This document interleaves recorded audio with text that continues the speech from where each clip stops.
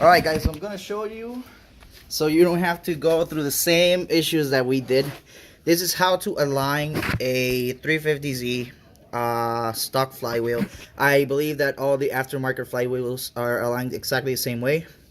So this is the part that goes to the to the motor itself. And here you see it's got these two little pins.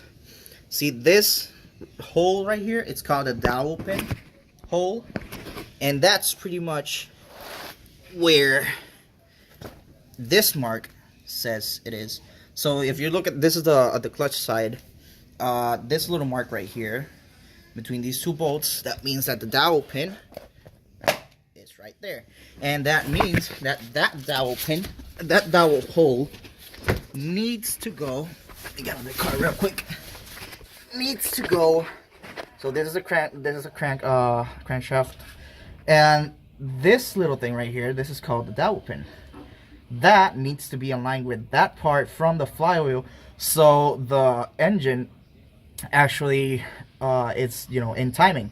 Because we put the new, well, we didn't put a new clutch, but we fixed the this seal right here like a couple of days back, and when we finished everything up, the car wouldn't start.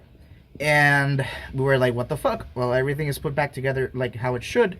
So we were like, okay. And then we searched on the internet and we found out that this needs to be aligned, because the engine crank sensor reads directly from the flywheel, and if that dowel pin is not put in the flywheel, well, it's not going to be reading correctly. So, and a way to test if the flywheel is not put on correctly is by disconnecting the crank sensor. If you disconnect the crank sensor, the car would start with the cam sensors and the engine will start.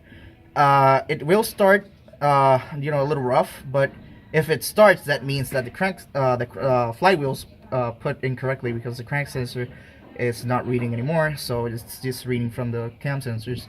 So I wanted to do this little video because I've seen that there's not many explanations of this for 350Z. I don't know if any other cars have the same issue, but I will try to post in the link the manual that I downloaded for working the transmission and changing these little things. It says the specifications and how it needs to be aligned and stuff.